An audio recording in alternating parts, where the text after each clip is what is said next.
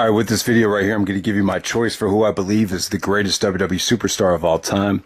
You know, I've been trying to do this video for a couple years now, and it was kind of inspired by Jericho's greatest of all time gimmick.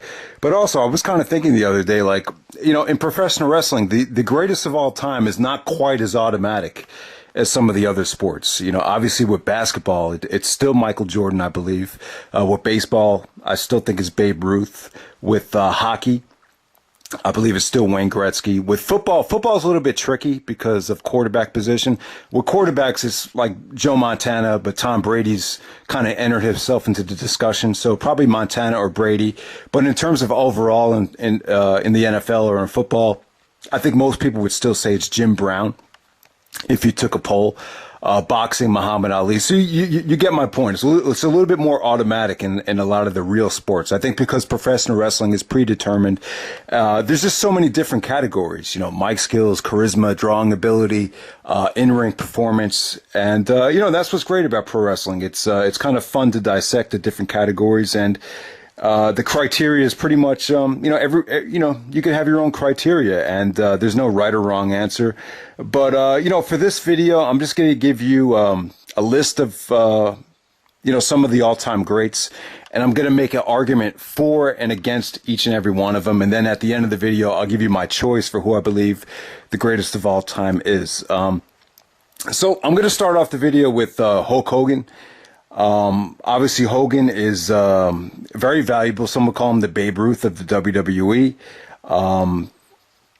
You know, the problem with Hogan is right now, and this is what's hurting Hogan more than anything to me, is I just feel like the younger generation doesn't respect him like you know, some of the previous generations. I just don't think his work is holding up. I feel like there's a disconnect between some of the younger audience and Hogan's in-ring work. When some of these younger kids go back and watch the WWE Network, I just get the feeling that they don't really see what the big deal is. So yeah, but you know, what Hogan does have working for him is you know, what happened in Rocky III when Vince McMahon fell in love with Hogan in Rocky III. You could see the star power, you could see the charisma. You know, he was cool, he was a badass. And yeah, he was the right guy to carry the company. So Vince made the right choice. You know, he saw a lot of star power in Hogan, and I think Hogan more than lived up to the hype. You know, if it wasn't for Hulk Hogan, who knows what would have happened to the WWE and WrestleMania. To me, I still think the WrestleMania is the most important thing about the WWE, and I still think Hogan probably deserves more credit than anybody for the early stages of WrestleMania working, because without Hogan, I don't really think WrestleMania is the success story that it became. So that it has that going for it. But you know, Hogan was able to get great buy rates, you know, create engaging storylines to get people to order the shows. He was able to have matches that had feel-good endings for that time.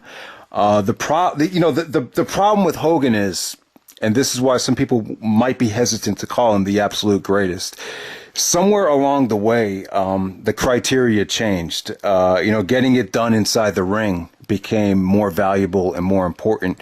You know, guys like Shawn Michaels kind of altered people's, you know, mindset, and you know, the criteria just became a little bit different for judging, you know, who deserves that title. So that's the other problem that Hogan has. The business went through a revolution, went through a change when he was kind of, you know, when he, you know, give him credit. You know, this isn't a WWE thing, but he did, you know, look at what Hogan did for WCW. He was able to you know, he was able to turn the tide. And when he jumped to WCW, they became more profitable than the WWE at one point. So Hogan deserves credit there.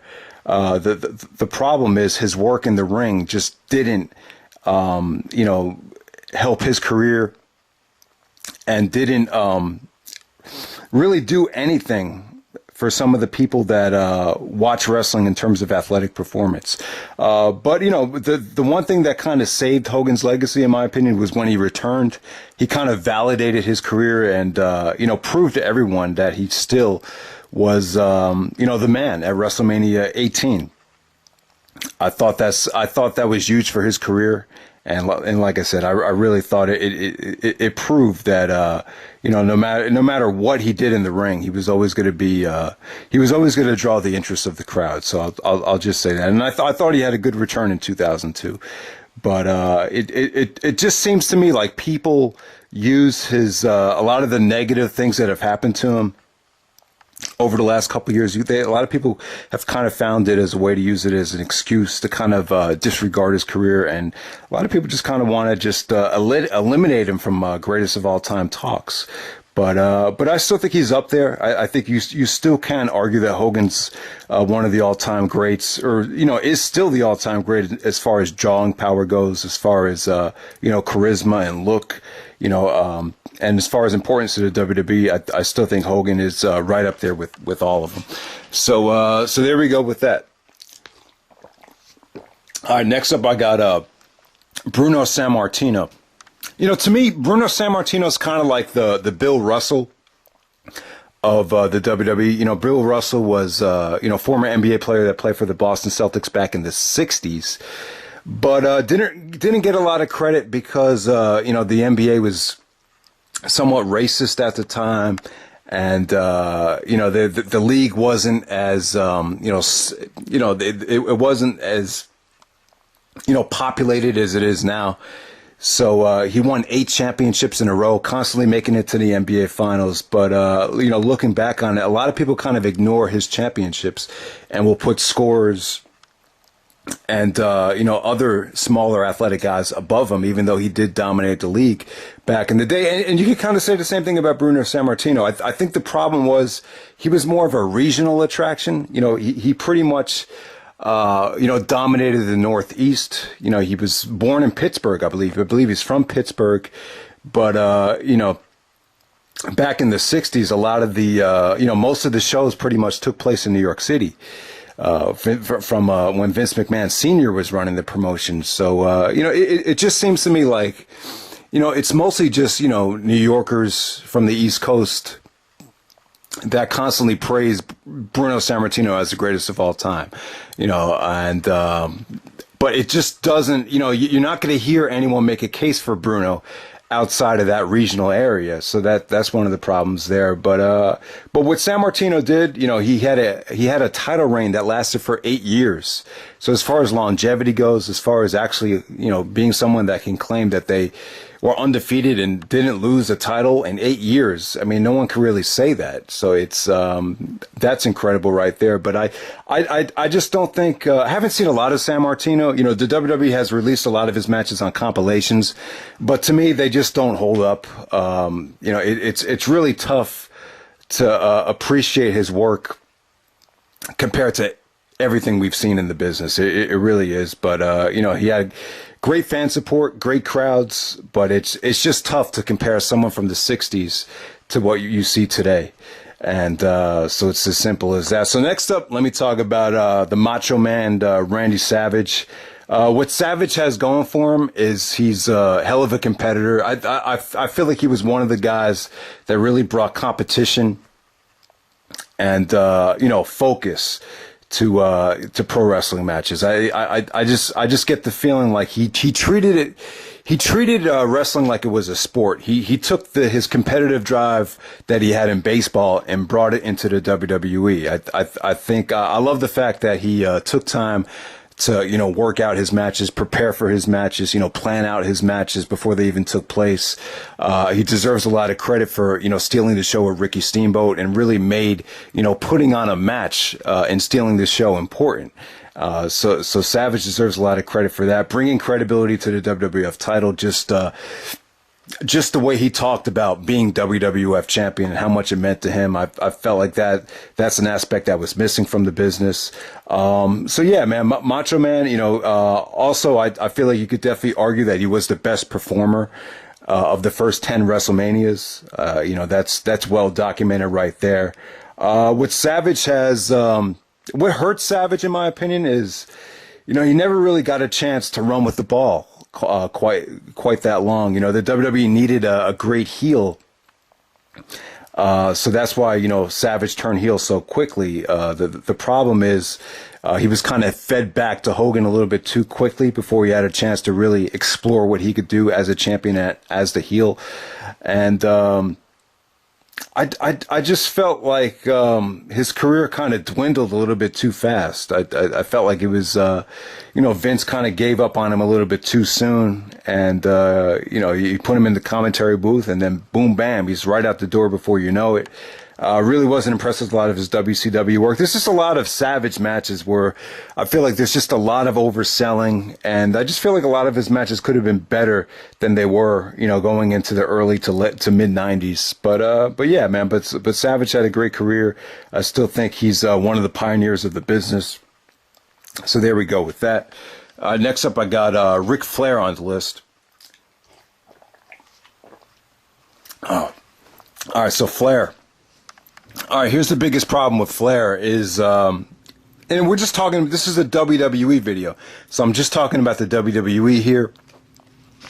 Triple H kind of, he kind of, if it wasn't for Triple H, I don't think Flair would even be in consideration, but, Triple H forming Evolution and really being a supporter of Flair, they were kind of able to translate, adapt, Flair's NWA and WCW career and kind of merge it into the WWE, where it's a lot of people kind of started to look at Flair like he was the greatest of all time. A lot of people would say, Flair still is the greatest. Shawn Michaels would say the same thing. He's got a lot of respect from his peers. A lot of the people that grew up in the business idolized Ric Flair, so Flair has that going for him. The problem is just he wasn't in the WWE for that long, though. I mean, it was just really 1 year, from late '91 going into the all the way until the Royal Rumble of 1993. That was the only year Flair was really there when he was in his prime, and it just seemed to me like. Vince was kind of disappointed in Flair's title run. When you get to the end of Flair's title run, it just seemed like Vince was in a rush just to, get the belt off of Ric Flair. There was a lot of rumblings about how Bret Hart and Vince McMahon were, disappointed that Flair wasn't able to adapt to the WWE style, and it just seemed like the first chance Flair had to get out the door when WCW changed ownership. Flair just wanted to get out as soon as he could. So, I just feel like Flair really didn't stay that long. And I think he realized that it just wasn't working. A lot of people would say that the experiment with Flair in the WWE was somewhat of a failure. And I think the proof to that will probably be WrestleMania 8. Like, I think if they were that impressed with Flair's work, I mean, they had enough confidence to put the title on him, but then when you get down to delivering the home run, WrestleMania 8, they kind of took it away from him, and they went with the non-title match with Hogan and Sid. So that's kind of a strike against Flair. But in terms of Flair's work in the NWA and WCW, he has the total package, and just what he's done in the ring with Steamboat is just it's just incredible.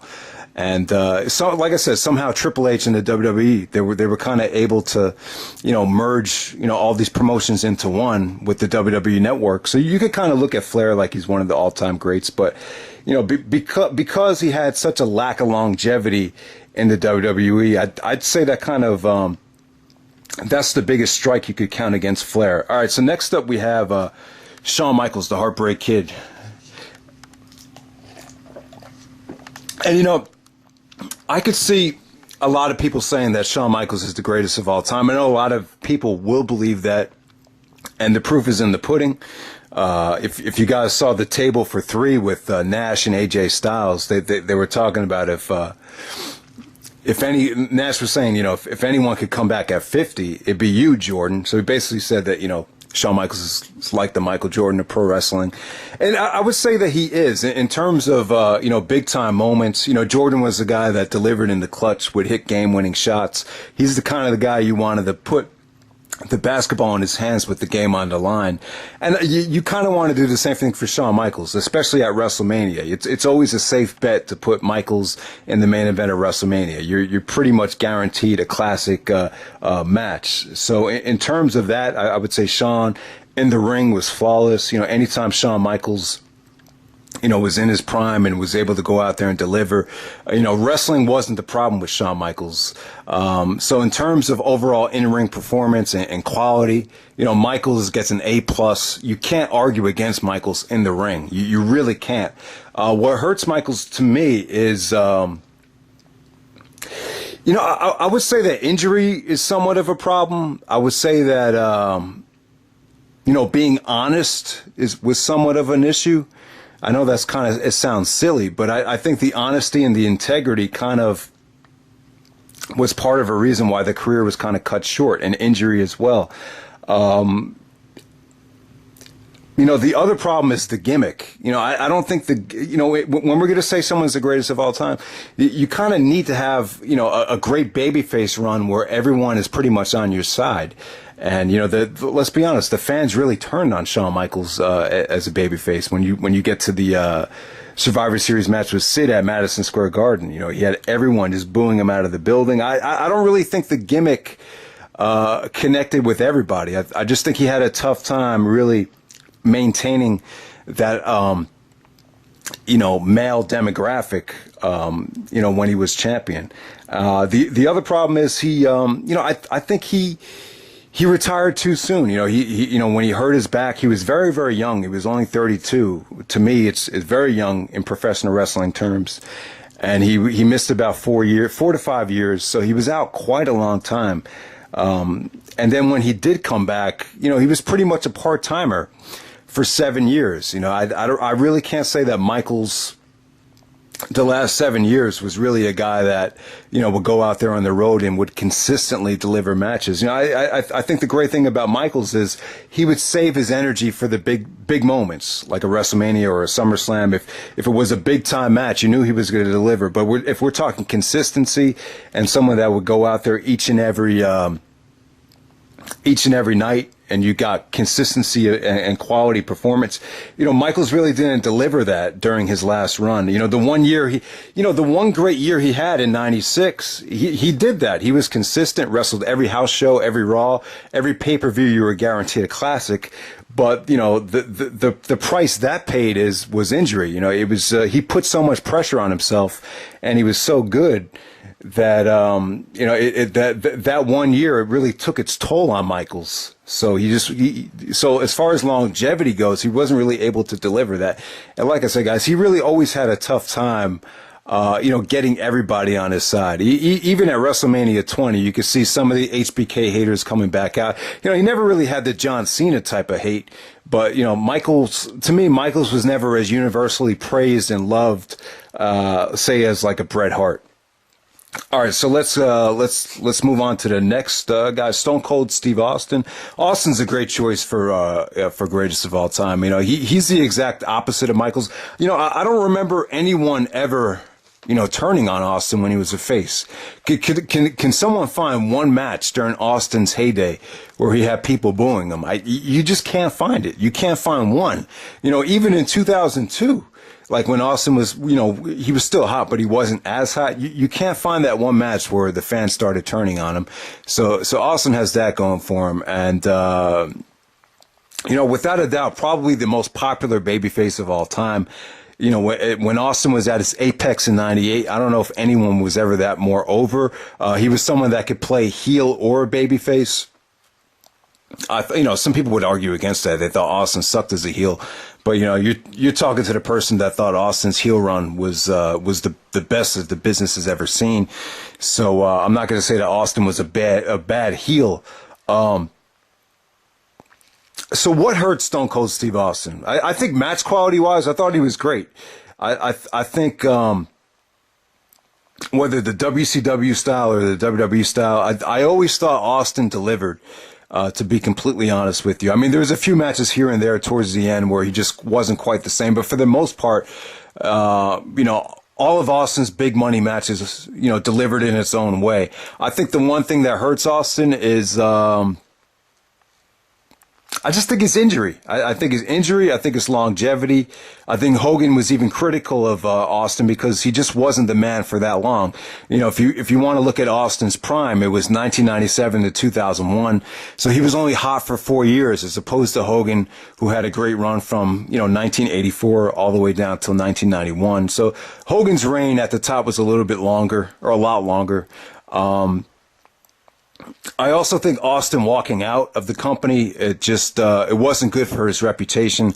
I just don't think it was, great for his legacy. I think it definitely hurt a lot of his loyal supporters.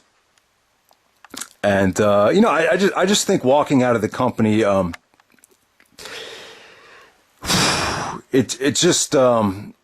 don't know. I just think it took a little bit of hit on his legacy, and some people would say the same thing. But then you can argue that when he came back, it was like he never left. And, a lot of people don't remember the walkout as vividly as they do some of the other guys that walked out of the company. So it's debatable. Let me know how you guys feel about Austin walking out. It's kind of one of those things that was a big deal at the time where a lot of people really shitted on him, especially his peers. Like I would say this. I would say that the walkout hurt Austin's popularity amongst his peers more than anything. Not necessarily the fan base, but so that's Austin right there. I think Austin is a great choice for greatest of all time. I still think he is. The problem is longevity. Longevity was definitely a big issue there. So that's what probably hurts Austin. All right, next up we have The Rock. All right, so here's the positive about The Rock. When he was on fire and when he was the man, he was able to connect with everybody. He was able to, draw everybody in. Great promos, great matches, great charisma. He pretty much had the all-around package. There really wasn't a lot of weaknesses in The Rock. I think what hurt The Rock is, definitely he had a much tougher time than Austin, being a babyface.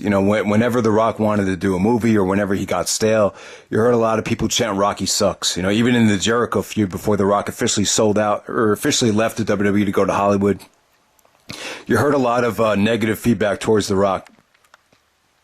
So that's one of the things. And The Rock, same problem as Austin. The biggest difference between The Rock and Austin is Austin had injury as an excuse. The Rock never suffered a major injury in wrestling. By the time he left in 2002, 2002 was his last full-time year. By the time you get to 2002, The Rock didn't have any serious injuries. He was completely healthy as a horse, but he still just wasn't, consistently showing up while he was healthy and while he was young, 30 years old in his prime. There was just so much left that The Rock had to offer where he just wasn't there. So I think that's what hurts The Rock more than anything. But you can't argue that The Rock overall ended up being the biggest star to ever come through the WWE. He's without a doubt the most successful ever, in Hollywood. I think The Rock has proven himself to be the man in terms of drawing ability and his success in the movie industry and in Hollywood blows away anybody now that's ever come through the business. So and The Rock proved it with John Cena too. Just the numbers that him and Cena drew at WrestleMania. I think that really proved the star that he is. But when we talk,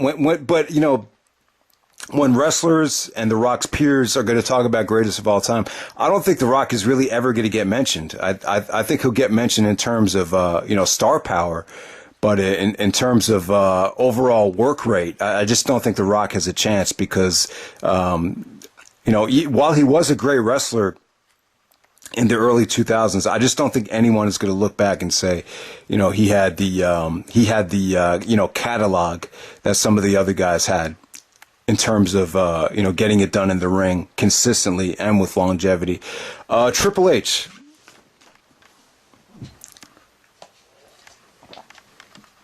I think Triple H is a good choice for greatest of all time. I really think he is. I think what hurts Triple H is his popularity was never on the same level as Austin and The Rock, which are the two guys he really had to compete against during his time. So I think that hurts him. I think the lack of quality of WrestleMania main events definitely hurts him. I think a lot of the injuries have hurt Triple H too. I think the other problem is people are always, because he's friends with Shawn Michaels, I think a lot of people are always going to compare his performances to Shawn, and they just don't quite measure up. It's like comparing someone else's production to Dr. Dre's. It's like, it just doesn't measure up. So that's kind of an unfair thing that might hurt Triple H. I don't really want to get into the politics, but basically, I just feel like Triple H has had a lot of underwhelming matches and WrestleMania main events. In terms of making the championship credible, it's well documented. I think he did a beautiful job of bringing more credibility to the title. I thought, as far as work as a heel goes, the problem is Triple H as a babyface never really worked. So I think that's a strike against him. I thought over the years he was an awful babyface, particularly in 2002. Even though the fans didn't really turn on him, if you go back and watch those promos, they're just so boring and lame to sit through. But I think Triple H is a heel. I think you could argue that he's been the best heel ever in some ways. So Triple H has that going for him. But bottom line is, I just think Triple H has been an inconsistent worker.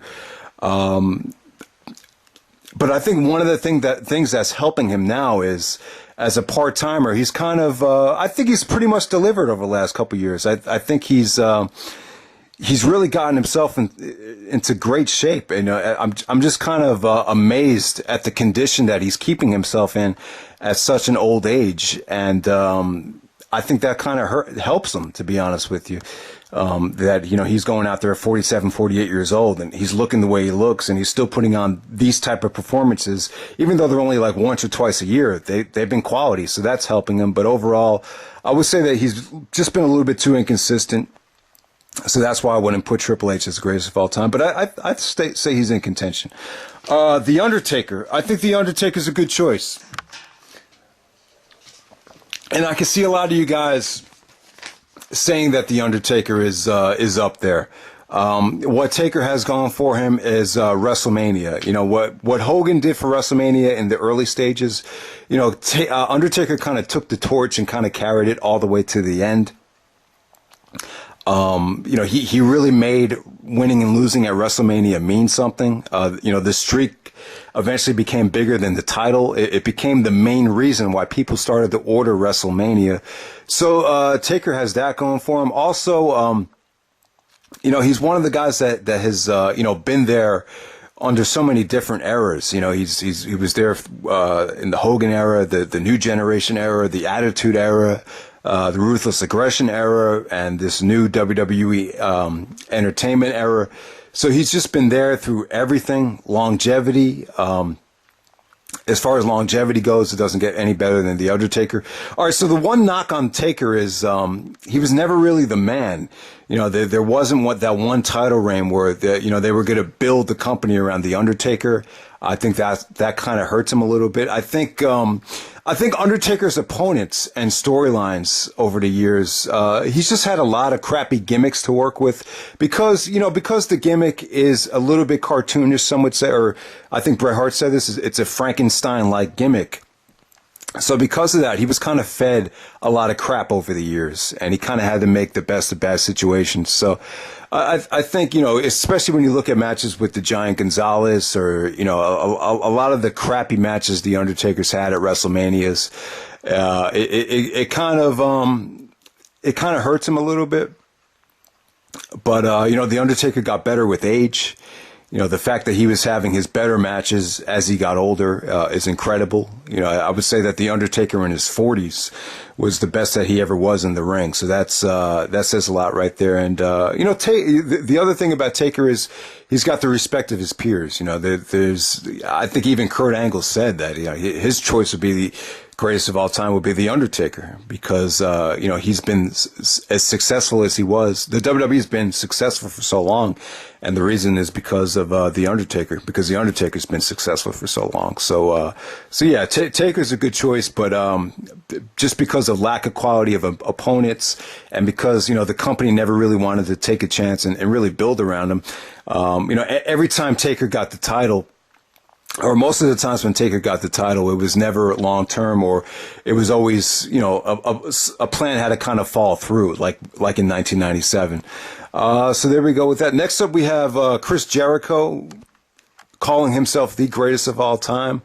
Yeah, man, I think Jericho's had a great career, man. Obviously, he's one of my all-time favorites, but just like the Undertaker, he kind of he always changed with the times. Jericho always kind of changed his gimmick, or changed his look. Not necessarily his gimmick, but his look. And if you see what Jericho's been doing over the last year, he's really kind of adapted, and when he's gone away from what used to work for him, and I think that's one of the keys to his success. So longevity is definitely on Jericho's side. Match quality is great. I think Jericho's match quality has been tremendous over the years. Consistent promos, consistent matches. Really not a lot to nitpick about. Jericho's had title wins. He's been champion 6 times. He's the first ever undisputed champion. The problem with these Jericho title wins are, the booking was definitely a problem. It always felt like, he was champion just to put somebody over. There was always a crappy, screwy finish. So Jericho never really won the title like they were trying to book him to become the man. And it never really happened for Jericho. It was always to make somebody else. Even when he became the undisputed champion, you make an argument that the only reason he won it was so he could be fed to Triple H at WrestleMania. So because of the way they booked Jericho, that kind of hurts him. Also, I don't want to criticize, obviously you don't criticize someone for getting injured, but I don't want to use injury as a knock against Jericho. But I know he's been there for so long that there's been times where he kind of phased out and kind of got out of shape and just wasn't as energetic and as enthusiastic as he used to be. So you saw situations like in 2005 where he kind of got burned out, and, I just think Jericho's been, he's been a team player. He should get credit for being a team player. But, somehow, some way, it always got to the point where he was doing too many jobs for people. And I think that kind of hurt him at some points. And you can make the kind of argument against Mick Foley, too, where, Foley ended up doing so many jobs that, it ended up kind of hurting his legacy to a degree when it got to a certain point. So there you go with that. Also, all right. So next up, let's get to Kurt Angle, the Olympic gold medalist. I think what Angle has going for him is he really caught on so quickly. He accomplished so much in such little time, and you just saw the improvement month by month in the mic skills and the match quality, just all around. Just an amazing performer. But as we don't even need to get into it. As we all know, Angle's career was cut short due to injury and health reasons, and never was able to have that long career. He wanted to become the greatest of all time, probably more than anybody. Angle had a desire to, wrestle 20 years, and he wanted to surpass Ric Flair as being known as the absolute best. But in terms of the WWE, his health just didn't hold up, and he had to start turning to, painkillers just to, get through his matches, and it just came a point where him and the company were just better off not working at all with all the controversial issues that were taking place. So I thought Angle's first run in the WWE was great. The problem is it just he just wasn't there for that long, and I just always felt like Angle should have been used much better. I think even Bad News Brown said this. When you have a talent like Kurt Angle, you just don't put the title on him and then take it off of him right away. So even though Angle did have some great moments as champion, he never really had that one title reign where I felt like, the company was really building around him. I felt like they were always in a rush to take it off of him. His first reign, they were kind of in a rush to get the belt back on The Rock for WrestleMania. The other reign with Brock, it just felt like they were in a rush to get the title back on Brock. So he never really got that one great title reign that he deserved. All right, so next I'm going to talk about Chris Benoit. Definitely you can't, this has nothing to do with the murder-suicide incident, but, Benoit never really adjusted to the WWE style. He's just one of those guys that just wasn't made for the WWE.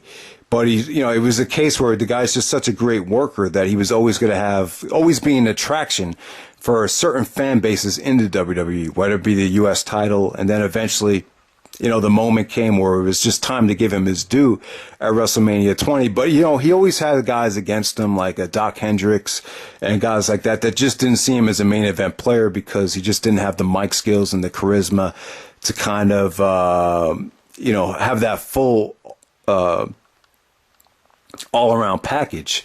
But, in terms of technical ability, in terms of just getting it done inside the ring, some people would argue that, there's never been anyone better from a technical standpoint than Chris Benoit. So as far as getting it done in the ring, Benoit is flawless. Someone like Shawn Michaels is just a little bit more, you could argue that Michaels is just as good of a performer in the ring. But the other thing that Michaels would have on Benoit is he has more charisma, had more mic skills, was a better storyteller in terms of, having a feud outside of the ring. So that's what would hurt Benoit. He just, I would say that a lot of the mic work and a lot of the stories that he had on the mic were pretty underrated.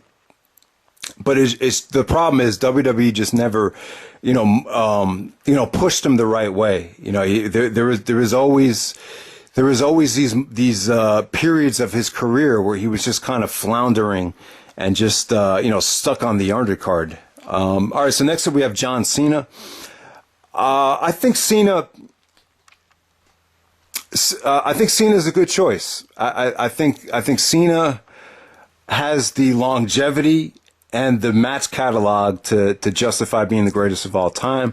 I think he has the mic skills and the charisma and the pay-per-view buy rate numbers and the drawing ability to legitimize himself as the greatest of all time. I'm trying to think what hurts Cena here. What can you argue against? I think, all right, so here's the biggest argument against Cena.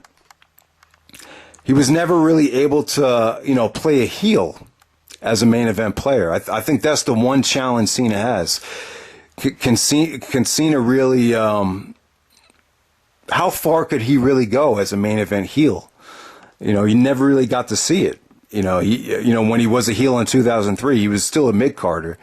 So, I think if you want to be considered the greatest of all time, you have to, have a great run as a babyface and as a heel. He kind of has a Ricky Steamboat effect where he really was only a babyface throughout most of his career. So I think that's the one knock on Cena. Also, kind of the same problem that Shawn Michaels had, just never really was accepted with the full fan base. There's just been so much hate and so much negativity on Cena's wrestling ability that I think, that's kind of the one knock you could have against him. Even though he does have, the star ratings and the match catalog, he just doesn't have the respect of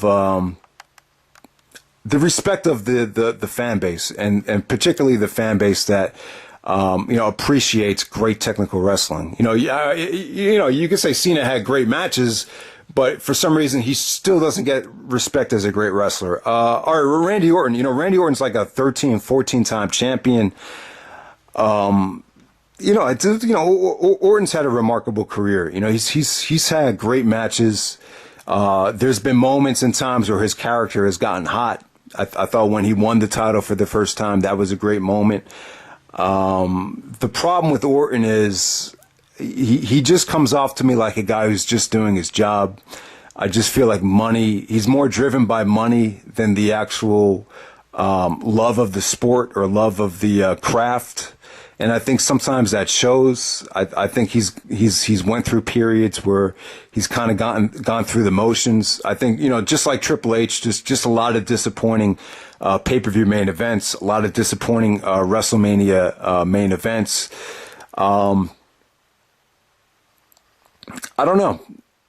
I can't say that Orton is even in contention. And I think this is what probably is proof that, Orton is not an all-time great, is you don't really hear his name, mentioned in dream matches, like with The Rock too. Like if Orton was that big of a star, wouldn't have The Rock and Randy Orton happen by now? I mean, you got two third-generation superstars, and you really haven't even heard about that match being talked about. There was a time when Orton actually said that he was going to make more money than Cena and Batista combined, but it was actually Cena that probably ended up making more money than Batista and Orton combined. So that's something to think about. And my overall choice for the greatest of all time, I'm going to give it to Bret the Hitman Hart. As the absolute greatest of all time. So here's some of the things that I think Bret has in his favor. I think as far as work in the ring goes, arguably as good of a technician and as good of a worker as anybody, as athletic as anyone has ever been in the business, was really the one to kind of break down doors and break down the shatter the glass ceiling by winning the Intercontinental Championship and then winning the WWF Championship in the same year. Man, what else could we really say about Bret here? He was able to have a great run as a babyface and as a heel. He was able to connect with women, kids, and the male demographic as a babyface. I don't remember anyone booing Bret Hart out of the building.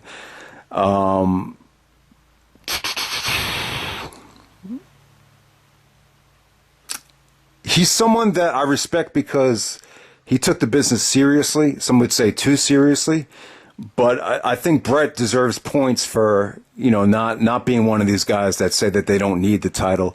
I think you want, if when we look to the greatest of all time, I want to say that as someone that took a lot of pride in being champion and never wanted to lose the belt and treated pro wrestling like it was a real sport. So I think Bret has that going for him. No, all right. So if you wanted to make the argument against Bret, this is really the only thing you can argue against, is that, and it's it's crazy, but it just showed you that, when professional wrestling was at its hottest, it really didn't have a lot to do with wrestling. If you look at the Montreal Screwjob, if you look at after Bret was screwed and Bret left the company took off. The company was more successful than it ever was. So you could probably knock that against Bret, but I just think that goes to show you that it was just, the business was just moving towards another dimension that really didn't cater to professional wrestling fans. It kind of catered towards where the entertainment industry was headed, which was that Jerry Springer, grimy, raunchy, ECW, attitude era. And, Bret Hart just didn't fit that era, but I still think Bret, I think Bret was a great draw when you look at what he did internationally, domestically. He was the one guy that, carried the company when the company was in crisis. I just love the fact that he basically won the WWF title by losing the Intercontinental title in 1992. I just love that. He was able to back up everything he said. He went out there and said to Vince, he said, if you let me and Davey go out there in the main event of SummerSlam, it'll be the greatest match of all time. Not only, he backs it up. And after Vince, after he proved that to Vince put the WWF title on him. And so, just stuff like that. I think Bret Hart is a champion. There's even little things that Bret would do in his promos where he just made you believe in him. When there's even a situation where, looking back on it, whenever Bret said he was going to beat somebody, he always ended up beating him. And the key to that was you always make, as a babyface, you always want to get the audience to believe in the babyface. And that's one of the key things that I think made Bret so successful. He was able to get everyone to believe in him. He was able to inspire, people that needed a role model to look up to. And, I just feel like Bret Hart, was just a good person. Just always wanted, the right person or the right people to, get what they deserved. And, I just think that goes a long way. But, you could definitely argue that Bret took the business too serious, and you could argue that he was a little bit too bitter after Montreal and after the death of his brother. But, to me, if I were to pick one in terms of who, was the most successful in terms of the WWE parameters as a heel and a babyface, and just overall longevity, great career, great tag career, great intercontinental career, great mid-carder, great world title, great heel, great babyface, great WrestleMania moments, great promos. I don't care what anyone says. Bret's promos as a heel in '97 were incredible. So my choice would be Bret Hart. Let me know who your choice would be as greatest of all time.